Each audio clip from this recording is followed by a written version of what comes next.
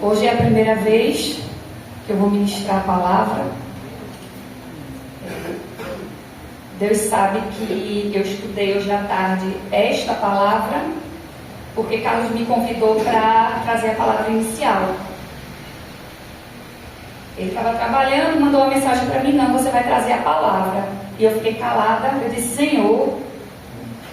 Não respondi a ele, eu disse: vamos ver, só disse isso. Mas durante a noite ocorreu um episódio. O meu filho mora em Arapiraca e ele ligou pra gente meia-noite e pouca. O inimigo colocando na mente dele uma depressão, e eu passei por uma depressão forte. Eu fui diagnosticada com loucura e eu não posso baixar a cabeça para Satanás. Aleluia! Diante dessa situação com o meu filho. E eu me levantei, eu disse: Senhor, eu fiquei acordada até 4 horas da manhã, ele dormindo e eu intercedendo pela vida dele pelo telefone.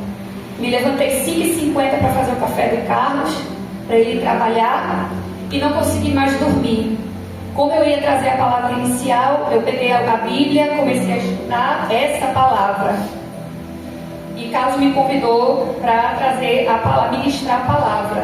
E eu disse: Senhor, eu não vou correr, porque eu tenho uma responsabilidade na vida dos meus filhos. Eu não posso dar um passo atrás. E eu disse: Satanás, na vida do meu filho não. Porque se for maldição hereditária, porque eu sei que ela vai ser quebrada hoje em nome de Jesus. Do mesmo jeito que eu fui curada, o meu filho não vai ficar na situação que ele se encontrou essa noite. Eu disse a ele: meu filho, foi a última vez que você passou por isso.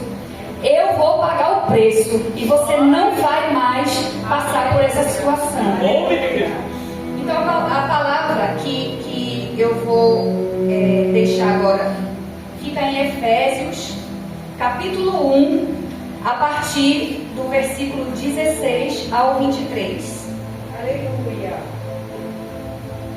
O Carlos vai colocar. No começo eu fiquei um pouquinho nervosa, mas o nervoso já está passando em nome de Jesus. Glória a Deus.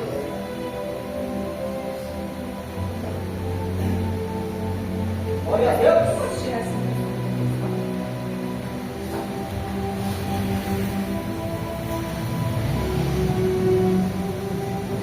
Vamos lá.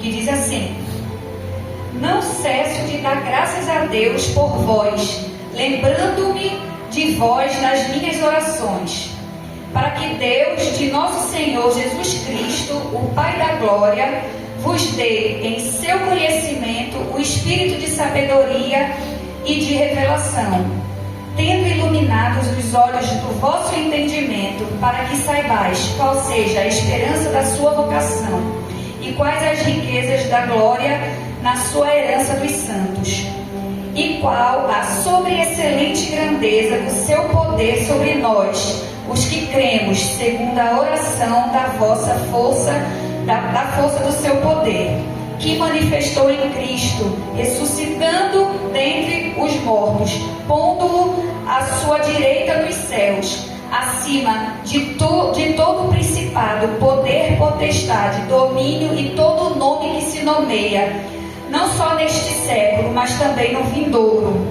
Sujeitou todas as coisas aos seus pés, e sobre todas as coisas o constituiu como cabeça da igreja. Até o 22, né? Até o 23. E sujeitou todas as coisas. Que o seu corpo, a plenitude daquele que cumpre tudo em todos. Amém? Pode sentar em nome de Jesus. Glória a Deus. O apóstolo Paulo, inspirado pelo Espírito, fez uma oração pelos irmãos da igreja de Efésios, para que eles tivessem o mesmo entendimento que ele teve. Paulo teve uma revelação sobre a autoridade que Deus deu por meio de Jesus Cristo para a sua igreja. Ele orou para que entendimento chegasse.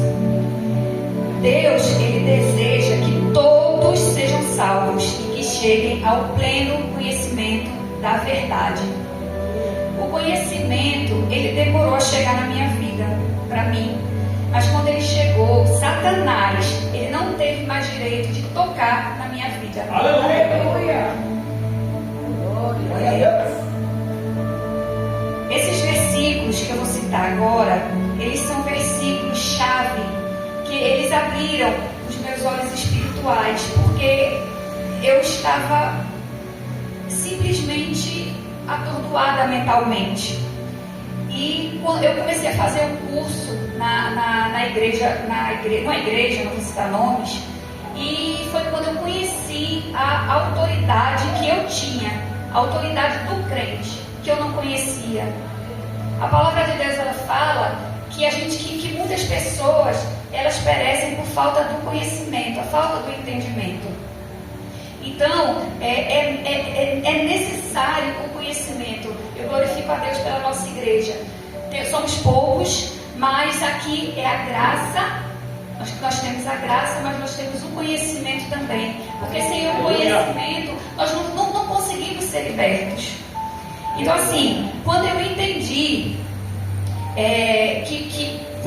que Jesus, ele era o cabeça, e nós, como pessoas, nós somos o corpo, e nós estamos assentados à destra do Pai, Satanás, ele não pode tocar na gente. Aleluia. Eu chegava nas igrejas, eu quebrava as igrejas manifestadas. Não ficava nada inteiro, e eu saía das igrejas envergonhada. Eu não queria mais voltar.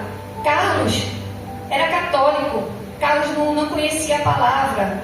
E tudo começou quando eu trabalhava no HGE e dando um plantão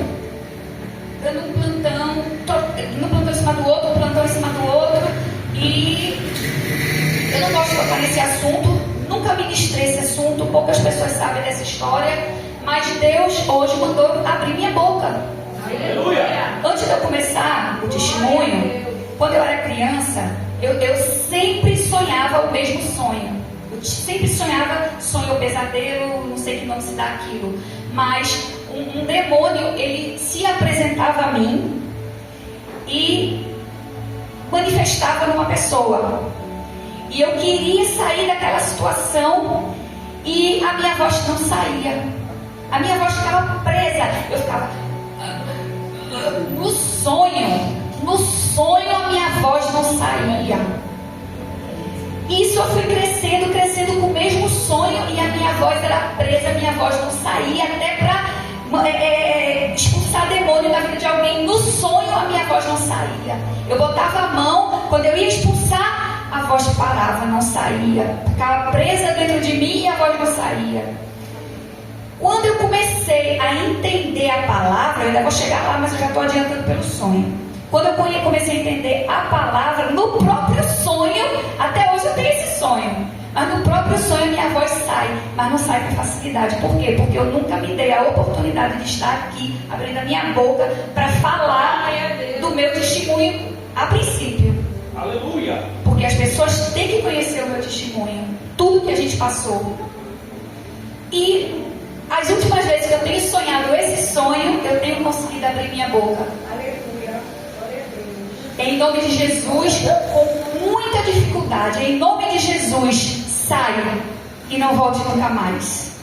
Eu colocando a mão e expulsando demônios. O Satanás, ele sabe aonde o Senhor, ele vai me colocar.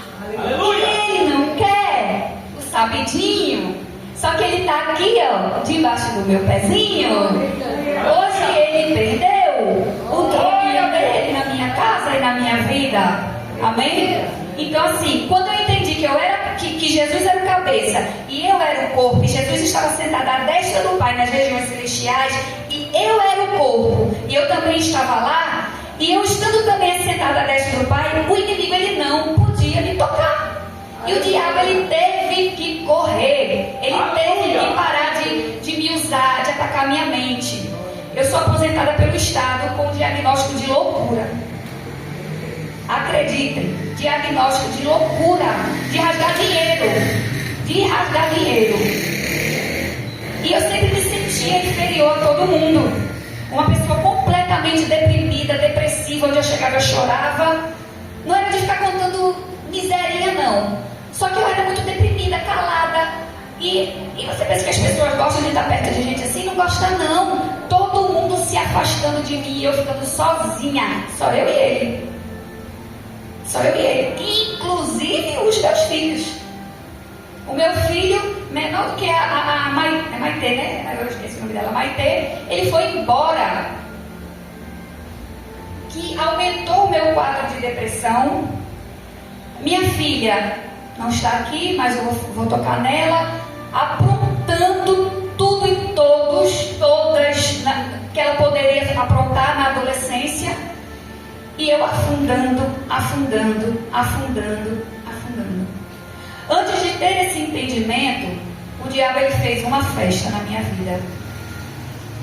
Chegou ao ponto de eu ter medo da Bíblia, porque eu já conhecia a palavra de Deus.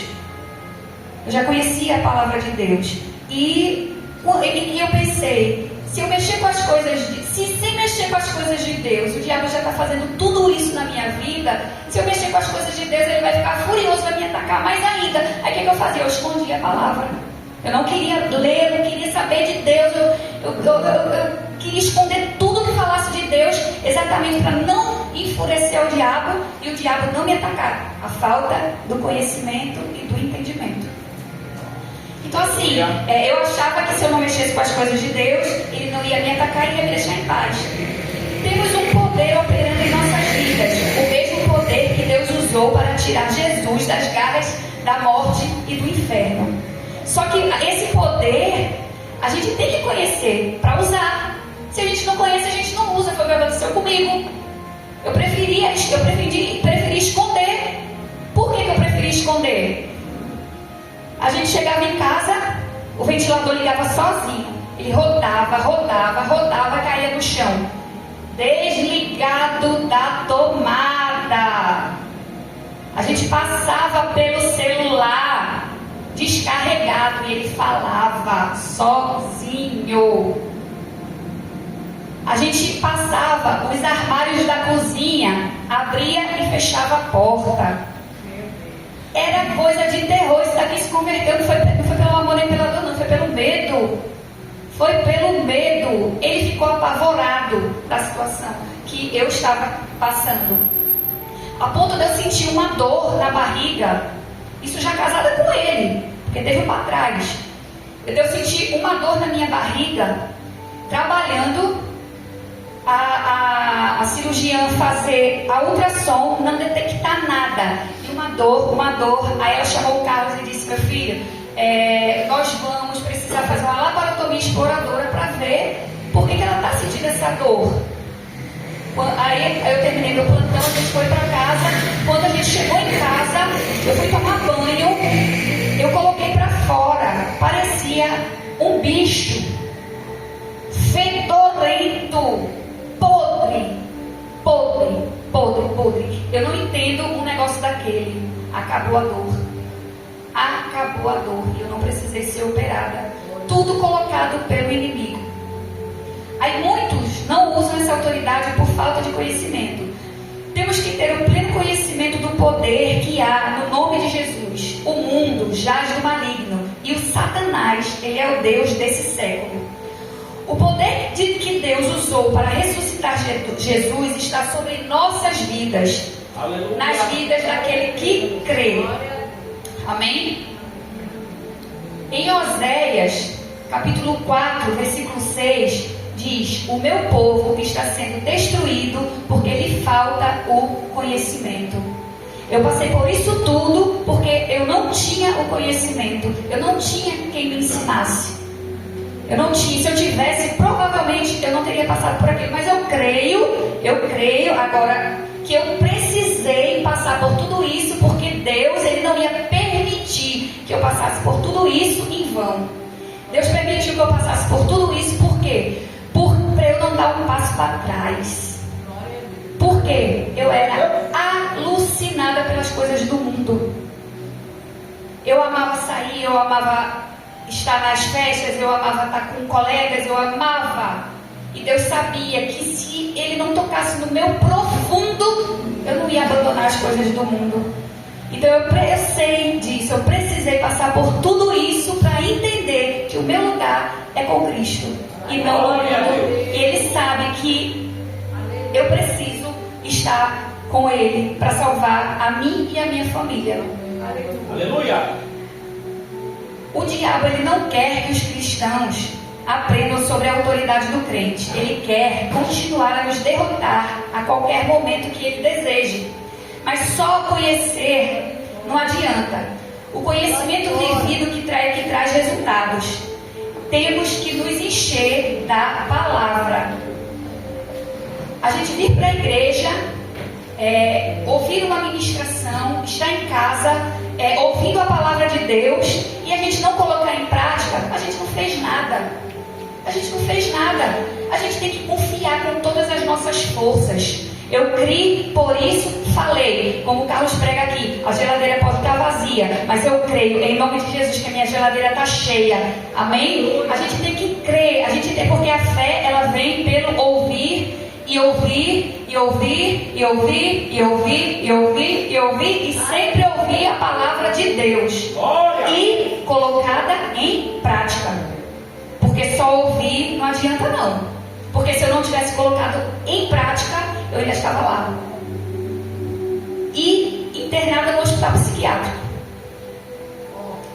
Deus, Ele não se comove com lágrimas. E nem se alegra com pessoas que se acham coitadinhas. Ele se move pela nossa demonstração de fé. Aleluia!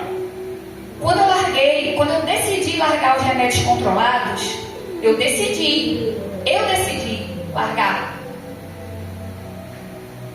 um monte de remédio. Eu disse, meu filho, eu não quero mais. Ele estava caminhando, ele estava indo para frente e eu caminhando para trás, dentro de um quarto escuro, sem sair para nada, com medo de tudo e de todos. Eu disse, eu não quero isso para mim. Eu vou terminar perdendo meu marido. A única pessoa que eu tenho, eu vou perder. Eu disse, eu não quero mais isso aqui. Tá aqui. Tá aqui. Eu não vou jogar fora. Eu não vou tomar. Tá aqui. Todo dia eu passava pelo remédio. Eu não vou lhe tomar. Eu também não vou lhe jogar fora. Porque se eu lhe jogar fora, eu não vou tomar porque eu não tenho. E você tá aqui. Eu não vou tomar porque eu não quero. Tá aqui. Aleluia! Eu tive abstinência. Como se eu estivesse tomando cocaína. O meu corpo parecia plastificado. O meu corpo doía. Eu entrei num desespero tão grande na primeira semana que eu larguei, que eu disse a ele, meu filho, eu volto a tomar o remédio? Eu não estou aguentando mais. Ele disse, não volte. Mas eu estava querendo ouvir dele, volte, minha filha. Ele disse, não volte. Eu disse, pois o sangue vai dar na canela. Eu não vou tomar. Porque maior foi a dor de Jesus naquela cruz, quando ele apanhou, chicoteado, humilhado, pisado, massacrado, e ele foi. Eu disse, o que é isso que eu estou passando? O que é isso que eu estou passando? Que dor é essa que eu estou passando diante da dor dele? Então eu vou conseguir. E eu fui vencendo cada dia, ouvindo ministração, ouvindo palavra, louvor, ministração, palavra. Passaram-se 30 dias. E eu disse, eu não quero que traga meu filho de Arapiraca. Porque quando ele vinha, eu me alegrava. Mas quando ele ia embora, eu ficava destruída. Porque ele era pequeno. E quem tem filho pequeno sabe que é uma dor tão grande quando um filho sai de casa. É aquela sensação de ninho vazio. E era uma dor tão grande que eu disse, eu tenho que vencer esse medo, porque eu não mandei ele embora. Ele foi porque ele quis. Então eu não tenho que pagar o preço pelas escolhas de ninguém. Eu não tenho que pagar esse preço. Eu sempre vou ser mãe dele. Então ele vai, mas ele volta. Então eu tenho que vencer isso. E eu venci. Mas essa eu venci.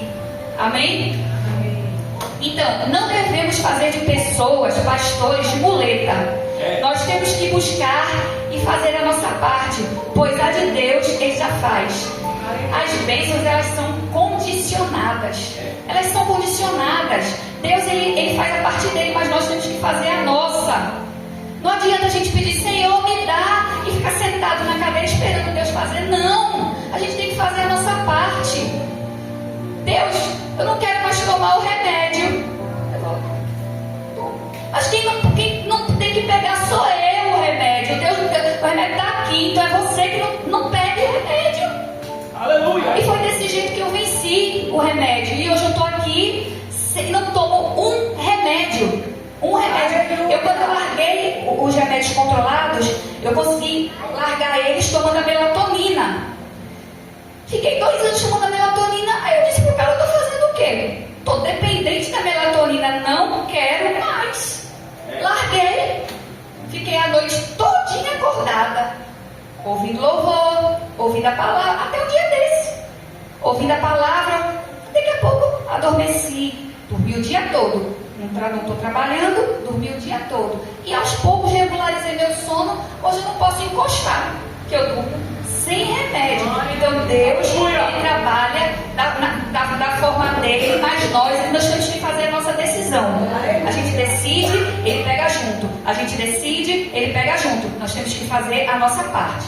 Em Mateus 7:8 diz: porque aquele que pede, recebe, e o que busca, encontra, e o que bate, abre-se-lhe-á.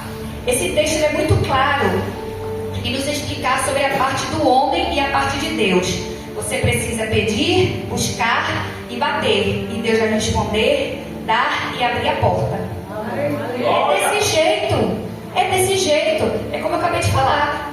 Deus faz a parte dele, mas nós temos que fazer a nossa. Deus pode te ajudar, mas ninguém fará por você. Apesar que pessoas poderão oferecer ajuda, mas deve ser uma atitude sua, que só depende de você mesmo. Quantas vezes a gente entrava numa igreja, na hora do louvor, eu manifestava um demônio.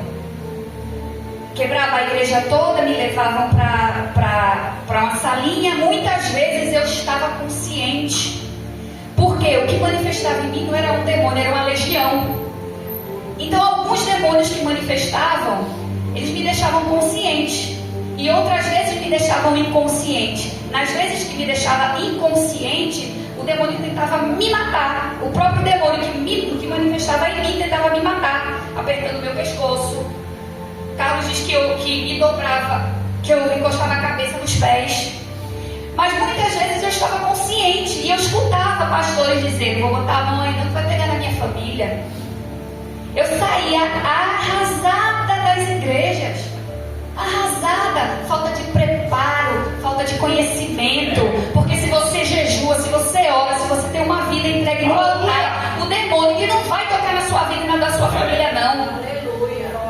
As pessoas, os pastores, os líderes, eles têm que aprender que em qualquer momento, em qualquer situação, se você está aqui em cima, você tem que estar preparado para qualquer coisa que entrar na igreja. O que eu passei, eu não desejo que outra pessoa que entre aqui passe, não. Por isso é que a gente tem uma vida de adoração, nós temos uma vida de jejum, de oração, apesar de que muita gente diz que a gente não ora não, porque não vem para a igreja orar aqui, viu? Mas oração é independente do local. A gente pode orar deitado, muitas das vezes a gente está no carro dirigindo, a gente está em oração e conexão com Deus. E ninguém tem o direito de julgar a nossa vida com Deus, não. A nossa vida espiritual, não. Só quem sabe da nossa vida espiritual sou eu e Deus, você e Deus. Cada um sabe de si. Ninguém tem o direito de julgar a nossa vida espiritual, não. Amém? Em Efésios 6:12 diz: porque a nossa luta não é contra o sangue e a carne, e sim contra os principados e potestades, contra os dominantes desse mundo tenebroso, contra as forças espirituais do mal nas regiões celestiais. Eu vou continuar o relato agora do início, não para exaltar a obra do diabo, mas para exaltar o que Deus pode fazer na sua vida, como Ele fez na minha. Eu já iniciei algumas partes, mas eu vou para vocês entenderem o que foi que aconteceu realmente comigo, porque eu nunca contei em público. Aí eu preferi escrever para não perder a ordem, mas para vocês entenderem, porque é uma passagem da minha vida que é muito difícil de falar, mas necessária. Jesus me cobrou. Eu não posso me calar, porque o sonho da minha infância sempre me mostrou calada, eu não conseguia falar, e o Carlos disse: hoje vai ser o dia do destravamento, e eu creio, em nome de Jesus. Quando eu era criança, eu me lembro que a minha mãe, ela tinha um terreiro de macumba, onde eu participava de tudo. Era um negócio muito pesado, muito pesado. A minha mãe dançava com roupas fiadas a ouro. Ela recebia entidades cabeça, que chama lá, né? E eu batia tabaco para minha mãe dançar. Tudo que acontecia lá eu participava. Meu irmão não ia, meu irmão nunca gostou. Quando minha mãe ia fazer oferendas de Cosme e Damião no cemitério, que preparava os doces, eu ia com ela. Os doces eram preparados nas catacumbas, né? E orações, e as pessoas dançando em volta dos sepulcros para oferecer aqueles doces a orixás, a caboclos mirins. E quando entrasse nas casas que as crianças fossem comer, provavelmente a desgraça estava feita, né? Enfim, então eu participava de tudo. Um belo dia, meu pai e minha mãe, foi o segundo casamento do meu pai. Meu pai tinha 2 filhos e minha mãe precisou da entidade dela, que era a cabeça, que essa entidade, ela baixasse, eu não sei como é que fala, manifestasse em outra pessoa, para ela poder conversar com a entidade dela, porque a entidade, quando ela recebia, ela ficava inconsciente, ela não sabia o que ela fazia quando ela recebia a entidade. Então ela sentou, conversou com a entidade, disse o problema que estava acontecendo, e a entidade riu, kkkk. Não se, eles são debochados, viu?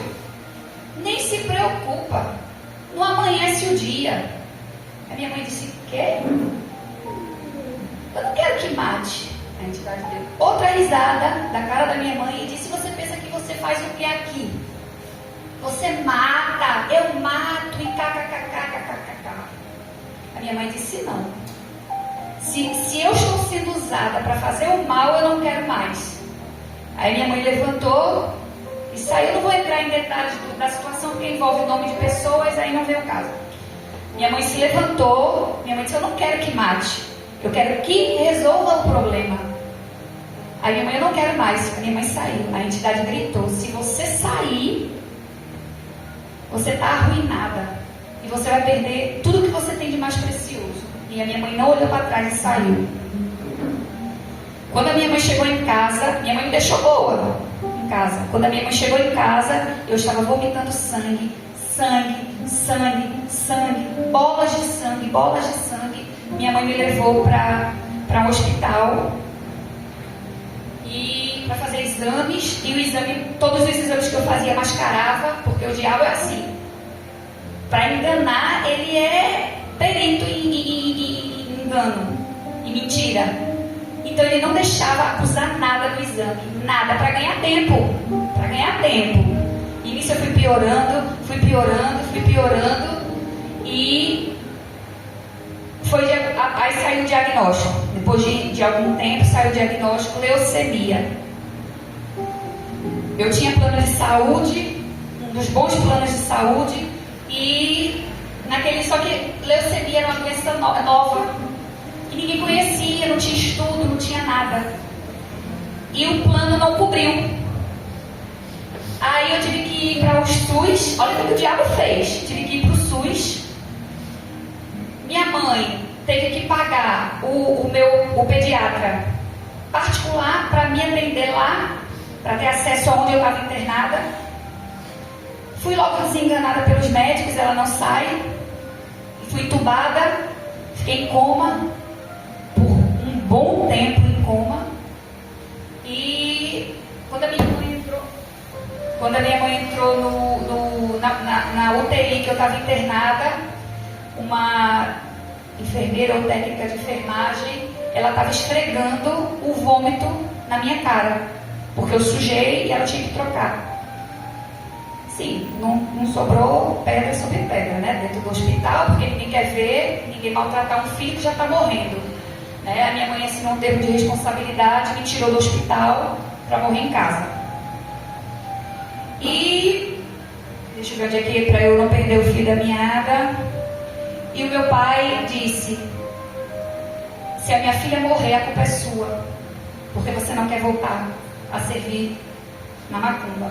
Minha mãe disse: eu perco a minha filha, mas eu não volto.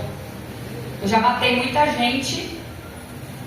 Se for para eu perder minha filha, eu perco, mas eu não volto para matar mais pessoas. Aí meu pai chorou muito, né? Porque estava vendo eu morrendo, não tinha mais chance de cura. E o meu pai, ele tinha uma rede de loja de material de construção. E o diabo deu a riqueza. Nós éramos uma das famílias ricas do Rio de Janeiro. E a gente começou a perder tudo. Minha mãe começou a vender para o tratamento, porque o plano não aceitava nada. Ninguém aceitava pela doença. Então minha mãe começou a vender tudo. Meu pai começou a vender também. Meu pai ficou com uma loja. E um amigo do meu pai, sentado no chão, conversando com meu pai, comendo a marmita. Meu pai era dono, mas meu pai não se comportava como dono. Meu pai sentava no chão com os ajudantes e carregava areia. Não tinha... Meu pai era pau para toda a obra, como diz, né? E aquele senhor disse para meu pai: me dá o telefone da sua esposa, a minha esposa quer falar com ela. Aí meu pai começou a chorar: estou perdendo a minha filha, mas tem uma pessoa que pode salvar a sua filha, tem esperança para sua filha. Aí o meu pai deu, a moça ligou para minha mãe, aí ela disse: vamos levar a sua filha em um lugar? Aí minha mãe disse: não é na macumba? Ela disse: não é na macumba. Então eu vou. E assim nós fomos. Eu em coma, desacordada, sem pele, sem cabelo, toda aberta em ferida, da cabeça aos pés, sem unha, sem nada. Me levaram embrulhada para a Igreja Universal. Essa agora eu vou falar porque eu sou apaixonada, não tenho que esconder. A Igreja Universal do Reino de Deus, a primeira igreja do Bispo Macedo, Avenida Suburbana. Quando a minha mãe entrou, o Bispo Macedo estava fazendo um culto, parou o culto quando viu o desespero. Aí ele disse: o que aconteceu com ela? Minha mãe não conseguia falar. Ele passou o microfone para outro pastor e conduziu a gente para uma sala. Aí ele disse: me dê a sua filha. Estou contando como a minha mãe relatou os fatos para mim, que eu não lembro, né? Então, o bispo me levou para uma sala e eu abri os olhos. Daí em diante eu lembro. Ele perguntou para mim assim: tudo bem com você? Eu disse: tudo. Aí ele disse assim: você consegue engolir? Eu disse: consigo. Meses em coma. Eu creio que a minha mãe falou que foi até mais de ano. Não lembro direito. Se ela estivesse aqui, ela ia confirmar. E ele me deu um copinho desse descartável, cheio de azeite, de óleo ungido. Ele disse: beba todinho. E eu engoli aquele óleo todinho. E ele passou com a mão dele, me ungiu meu corpo todo, me botou em pé e eu andei. Eu andei com os pés feridos. Ele me deu a mão. Quando ele abriu a porta, que a minha mãe viu, ela manifestou cabeça. Quebrou a igreja todinha para culto. Chama os obreiros, chama os pastores para segurar. Ela ficou toda roxa.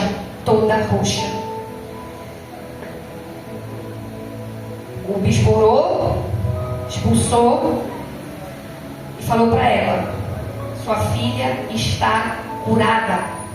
Agora precisamos que você tire da sua casa tudo da macumbaria. Chegou lá em casa 2 combis da Igreja Universal. Retiraram tudo, roupa de fiador dar ouro, brincos de ouro. Todas as oferendas que a entidade que a minha mãe recebia era em ouro. Era em ouro, era em coisas caríssimas. E levaram tudo. E eu permaneci lá, em casa. E eu estava com meu primo, com meu irmão na cama, bem magrinha, debilitada, sentadas fazendo um joguinho. E na brincadeira, meu irmão, você roubou? Aquela brincadeira de criança, né? Você roubou? Eu disse, eu não roubei, não. Era aquela brincadeira, eu levei um tabete, pá, nas costas, caí em coma de novo. Minha mãe liga desesperada para o bispo. Você não disse que a minha filha estava curada? Você disse que a minha filha está morrendo de novo. Aí ele disse, sua filha está curada. A sua filha está curada. Ele foi lá para casa de novo. Porque ele mandou ninguém não, foi. Ele chegou na minha casa, botou a mão na minha cabeça, não falou nada. Minha mãe disse que ele só colocou a mão na minha cabeça. Quando ele olhou para a mesinha de cabeceira, viu uma imagenzinha de Fátima, desse tamaninho, com 3 pombinhas. Ele deu um peteleco. Plá! Eu levantei. Aleluia! O inimigo, através daquela imagem, se aproveitou da situação. Ele deu um peteleco na imagem. E não volte nunca mais. Foi o que ele disse. Aí ele disse, você quer alguma coisa, minha filha? Eu quero ovo, que eu estou com fome. Sou doida por ovo. Aí ele disse para minha mãe, vai fazer ovo, mas ela não pode, ela pode. Ela pode. Faça o ovo para comer o ovo mexidinho. Comi o ovo até hoje. Aleluia! Até hoje, em relação a essa doença, eu não tive mais nada. Mas o inimigo, ele é astuto. Deixa eu ver o que foi que eu parei aqui. Pronto, aqui. Aí eu acordei, né? Tudo bem. Aí eu comecei a me recuperar. A gente começou a frequentar a igreja. Eu muito fraca, debilitada, careca, corpo todo aberto, ferida. Consegui me recuperando aos poucos. Aí eu pedi para minha mãe para voltar a estudar. Vou tentar correr. Pedi para minha mãe para voltar a estudar. Mãe, eu quero estudar, minha filha. Você não pode. Eu ainda estava formando a pele de novo. Mas eu quero. E eu quero estudar nesse colégio. Mas eu tinha tanta fé, minha gente. Eu era a menina dos olhos de Deus.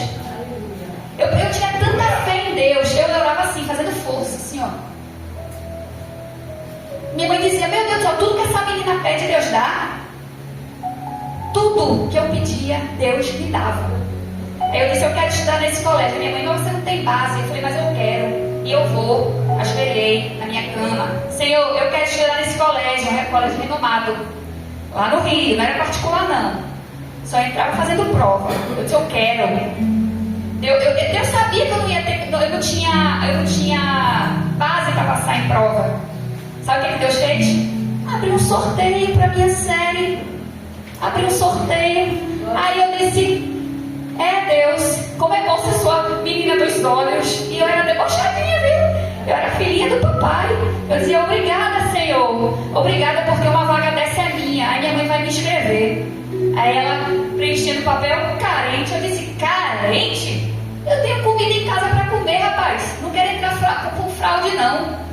Deus, ele não age dessa forma, não. Eu tinha 8 anos. Deus não age na fraude, não. Eu não sou carente. Carente é quem não tem comida para comer. Eu posso entrar. Mas você me nos vaga, mas uma é minha. E outra coisa, escreve aí a minha vizinha, viu? Porque eu não quero ir sozinha, não. Eu quero ir com ela. Escreve ela também, que ela vai comigo. Não vou nem dizer o nome dela. Aí, minha mãe vai. O sorteio foi no Maracanãzinho. Minha mãe foi. Eu tenho até hoje o papel guardado. Já acabando o sorteio, muita gente, lotado. Minha mãe disse que não ia esperar não, porque ia ser muito tumulto. Ela já estava lá em cima das escadas do Maracanãzinho, o meu número. Aí ela disse, ela foi sorteada. Em seguida, o da minha amiga, da minha vizinha Graziela, falei o nome dela, da minha vizinha. Aleluia! Aí ela chega em casa, menina, tu foi sorteada.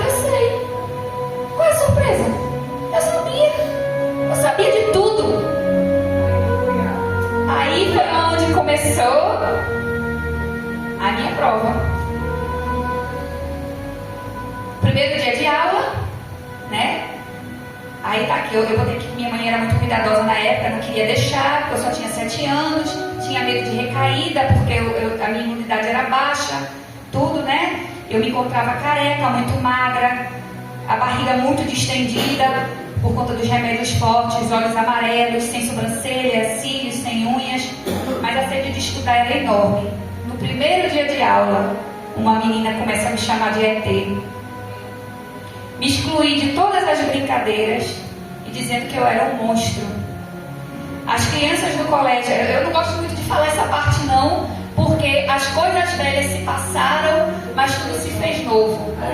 Mas a gente não tem amnésia, né? E quando a gente leva uma queimadura, dói a queimadura, né? Mas quando a gente olha, a cicatriz está lá. Eu tenho essa cicatriz e dói. Então, as crianças do colégio me empurravam. Eu escrevi porque eu sabia que eu não ia conseguir falar. Me batiam e me batiam muito, me empurravam, me davam chutes. E eu sempre terminava no chão até pararem. E não tinha professora não, viu? Para defender não. Não faziam nada. Eu era apenas uma menina cheia de sonhos e não contava nada em casa, porque eu sabia que minha mãe não ia permitir que eu voltasse para a escola. Tiravam meu lanche, jogavam fora, rasgavam meus trabalhos. Eu não apresentava. Eu desenvolvi uma síndrome do pânico de público. Por quê? Por causa do meu passado, da minha infância. As crianças rasgavam meu trabalho, eu tirava 0. A professora não queria saber, eu fiz o trabalho, mas rasgava o meu trabalho. Jogava o meu lanche fora, eu chegava em casa morrendo de fome, minha mãe dizia comer, eu dizia comi. Por quê? Porque senão ela não ia deixar eu voltar para a escola. Isso passou a ser rotina na minha vida até os meus 15 anos. Eu apanhava, eu era empurrada, eu não conseguia apresentar trabalho, eu sempre era feia, eu sempre era horrorosa, eu sempre me achei feia, sempre me achei horrorosa, eu sempre achei que eu não podia nada, que eu não tinha nada, que eu não ia conseguir nada, sempre me senti inferior a todo mundo por conta disso, porque realmente eu fui uma criança, eu era uma criança bonita e me tornei uma criança feia, mas isso foi o que o diabo pintou, o quadro que o diabo estava me mostrando que eu era feia, que eu era horrorosa, que eu não podia nada.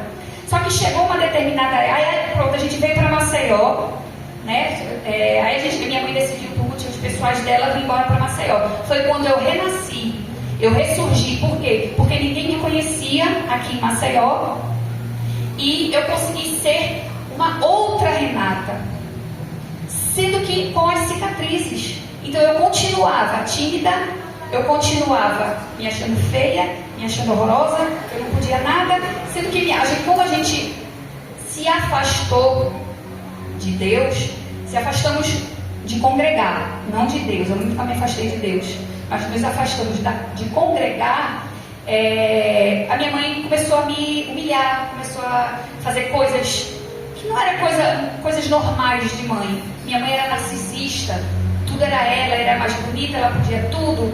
Enfim, eu estou aqui para falar mal dela, o tema não é esse. Então, assim, ela mesma me feria com palavras, dizendo: você não presta, você não vai conseguir, você não pode. E eu cresci ouvindo essas coisas. Então, o perdão foi a chave da minha libertação. Aleluia. Uma das coisas que trouxe a verdadeira paz foi quando eu liberei o perdão para essas crianças que me agrediram durante essa fase da minha vida, que me trouxe consequências terríveis na vida adulta, que me levaram à loucura. Só buscando e colocando esse conhecimento em prática, eu consegui me libertar de todo esse passado satânico. A minha mente, ela vinha sendo bombardeada com pensamentos que você não pode, você não consegue. E Deus, Ele me mostrou em determinada situação: você pode. Você passou no seu primeiro vestibular da UFAL. Eu fiz o primeiro vestibular e eu passei. Você passou no concurso do Correio, você passou no concurso da PM, passou em 2 concursos da saúde, CESAL e um CISAL, onde eu assumi e trabalhei por 13 anos. Aí, a partir de então, eu comecei a colocar essa autoridade em prática, sendo usado o nome de Jesus e o pela fé. Aleluia. Quantas coisas começaram a acontecer para o Carlos se converter. Eu vou ser bem rápida porque a hora já está avançada. Eu estava trabalhando, dobrando muitos plantões. Eu saí da área amarela 2, fui para a amarela 1. E quando eu entrei na amarela 1, eu vi um paciente da área vermelha, todo ensanguentado embaixo de um leito. Nu, sem roupa, todo ensanguentado. E eu disse para a colega: amiga, chama o maqueiro. Tá vendo não o paciente embaixo da cama? E eu ainda brinquei: não quer trabalhar lá para casa? Aí ela disse: ô Renata, não tem ninguém aí embaixo não. Aí eu disse: homem, deixa que eu vou. Aí eu saí. Só que antes de sair, o paciente de cima me chamou, que eu estava vendo de baixo, mas tinha um paciente em cima do leito. Ele disse assim: olha, esse homem que está aqui debaixo dessa cama está me dizendo que se você não ajudar ele vai me levar primeiro e depois vai te levar. Eu disse: vai nada, ele vai sair daqui agora e eu vou chamar o maqueiro. Aí saí. Aí comecei a conversar com alguém, não me lembro. Quando eu voltei, falei com o maqueiro. Quando eu voltei, o rapaz que estava em cima da cama, as meninas da enfermagem estavam fazendo o pacote dele. Morreu. Aí eu disse: meu Deus. Ele disse que o cara de baixo ia levar ele depois a mim. Pronto, o gatilho. Corri para casa, a gente morava de frente ao HGE. Eu larguei o plantão, eu abandonei o plantão. Cheguei em casa, o Carlos não estava entendendo nada, eu só gritava. Aí o pessoal do hospital ligou para ele: Carlos, a Renata saiu em surto daqui. Aí ele me levou para o Porto da Ramalha, hospital psiquiátrico, e o médico falou: a gente vai precisar internar. Aí o Carlos disse: não vai internar ela. Ele não permitiu, ele assinou um termo e me trouxe para casa. Se ele tivesse permitido, eu acho que eu estava lá até hoje. Ele não permitiu. Ele disse: não, eu vou cuidar dela. Aí eu comecei a buscar, aí a gente começou a buscar tratamento em psiquiatra, psicólogo. Só que eu sabia que era espiritual, porque eu já conhecia. Ele não sabia, mas eu sabia. E eu comecei a sentir umas dores internas, dores de morte espiritual. Eu queria Jesus, mas eu não conseguia encontrar Jesus. Era a dor da morte espiritual. Eu vivia a morte espiritual. E eu queria dizer para ele. Eu disse: pega a Bíblia. Aí ele dizia: não pegue a Bíblia. Eu disse: pegue a Bíblia. Ele dizia: não pegue a Bíblia. Com medo das coisas voar, ventilador voar, das coisas acontecerem. Eu disse: pegue a Bíblia, porque eu conheço a palavra. Abra aí, Salmo 91. Eu totalmente sem força, eu disse: leia. Aí ele leu. Aí eu tentei ler, não conseguia. Eu falei: leia aí. Aí eu não conseguia assimilar. Falei: lê de novo. Aí ele lia: eu lê de novo. Quando ele leu umas 10 vezes que eu conseguia assimilar a palavra, eu disse: agora eu vou para uma igreja. Se você não quiser, você fica. Mas eu vou, porque eu sei o que eu estou passando. Eu quero aquele Jesus que eu conheci lá atrás. Eu com 7 anos, eu saindo da leucemia, eu na escola, eu ajoelhei na cama. Eu precisava fazer um trabalho que não era para apresentar, era para entregar. Era um trabalho que valia nota e não ia ter prova, ia ser esse trabalho. E eu não tinha feito o trabalho porque eu brinquei o final de semana todinho. Eu me ajoelhei e disse: Senhor, a professora não faltava. Eu disse: Senhor, coloca só uma febrezinha na filha dela, nada de grave não, Senhor. Repara, uma criança. Eu sei que hoje eu não faria isso, mas eu era criança, não tinha entendimento do que pedir. Eu disse: Senhor, não fiz, mas eu prometo que se ela não for, na próxima aula eu levo o trabalho. Aí fui para a escola, né? Aí o pessoal: cadê o trabalho? Já para rasgar meu trabalho, viu? Eu digo: eu não trouxe não, a professora não veio não. Tá doida, é? A professora não falta? Eu falei: mas a filha dela tá com febre. Eu afirmei: a filha dela tá com febre. Aí você é doido. Quando o inspetor vai até a escada ali, bate um sino e diz assim: a turma tal está liberada porque a professora não veio. A filha dela está com febre. Eu disse: eu não disse a vocês? Eu disse a vocês. Porque eu tinha confiança. Eu criança tinha confiança e eu queria retomar essa confiança de Deus. Só que eu não estava mais conseguindo. E eu ia para monte. E o pessoal da igreja dizia: não deixa ela ir que ela vai se tacar lá de cima. Eu disse: eu vou correndo atrás de vocês, mas eu vou. Vai ser lá em cima que Deus vai me ouvir. Ele vai ter que me enxergar. Ele vai ter que me ver. Eu preciso que Ele me veja. Glória a Deus. Ele tem que me ver. Eu peço, mas Ele não me escuta. Deus me escuta. Eu preciso de você. Aparece para mim. Eu gritava, eu clamava, mas Deus não me ouvia. Eu achava. Fomos para o monte. O pessoal da igreja, que não queria que eu subisse, só fui com homens. Falei: mas eu vou. Chegando lá, tinha outra igreja reunida, tudo escuro, lá perto de Rebarbosa. Aí veio uma mulher na roda da igreja da gente, anda e para em mim. Assim diz o Senhor para você: filha, eu não te abandonei. Aleluia. Eu só estou brincando de pique-esconde com você. Não pare de me buscar. Aleluia. Eu estou aqui. Me busca. Aleluia. Não pare. E eu dizia: como? Que eu peço.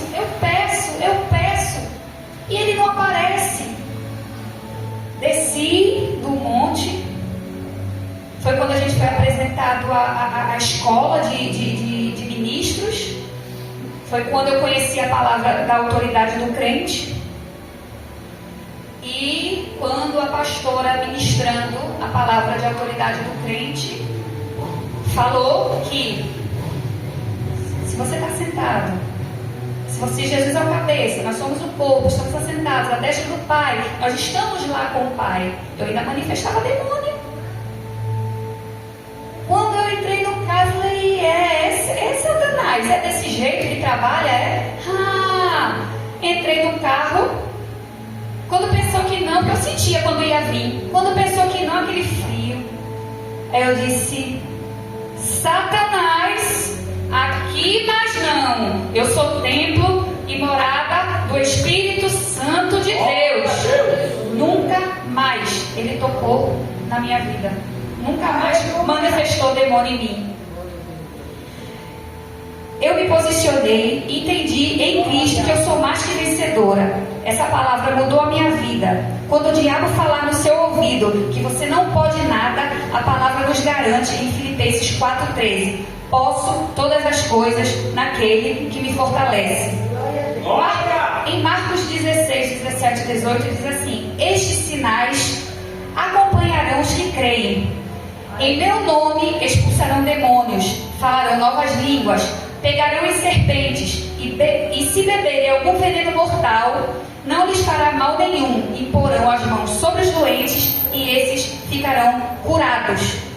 Em Filipenses 3, 13 e 14, Paulo fala: irmãos, quanto a mim, não julgo o que haja alcançado, mas uma coisa faço, e que é, esquecendo-me das coisas que atrás ficam e avançando para as que estão diante de mim, prossigo para o alvo, para o prêmio da soberana vocação de Deus em Jesus Cristo. Então eu não me pego mais essas coisas passadas. Eu não me pego mais a sentimento. Eu não me pego mais a prisão. Eu não sou mais presa a isso. Eu não esqueço. Porque eu tenho a cicatriz. Eu não esqueço. Eu olho e eu lembro. Mas eu não vivo mais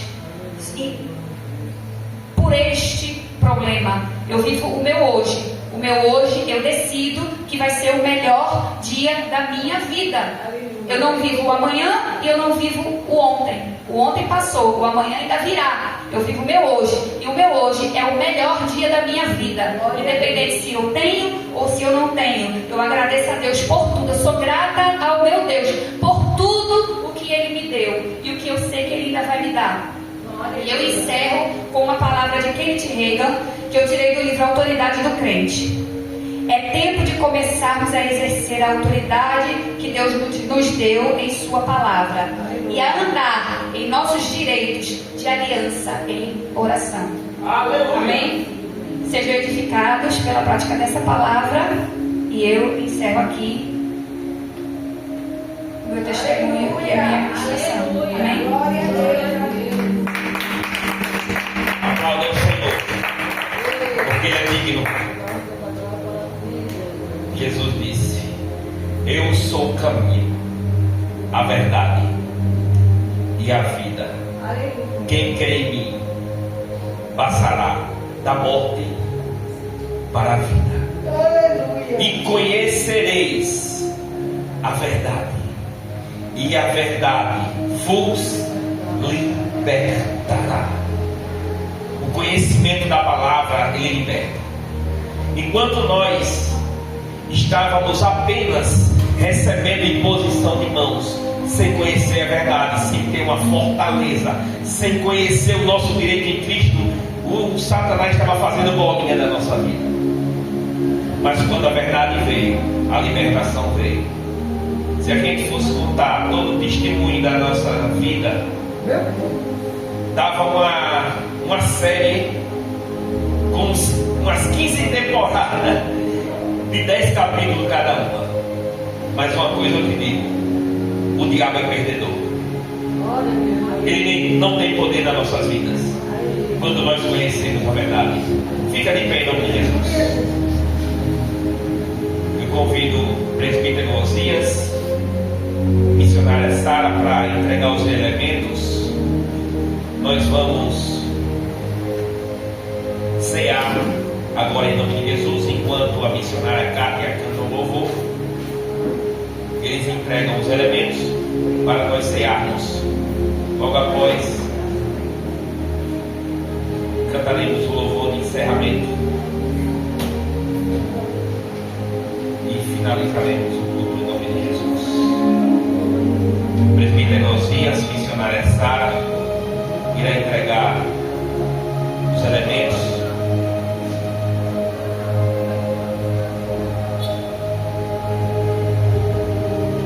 Passamos um pouco do horário, peço à igreja que nos perdoe, mas como hoje é uma noite de destravamento, é uma noite de revelações, nós somos bem fiéis ao horário, mas hoje infelizmente nós não podemos segurar.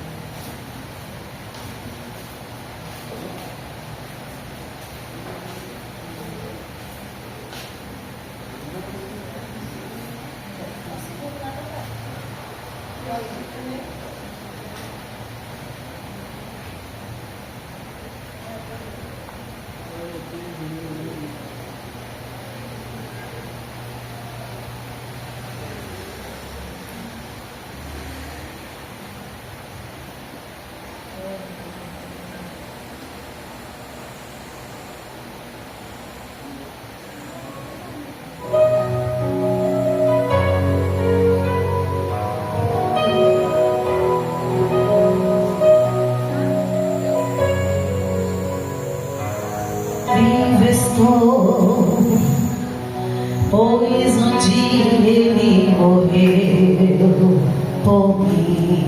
Aleluia. Livre estou, pois um dia condenado foi.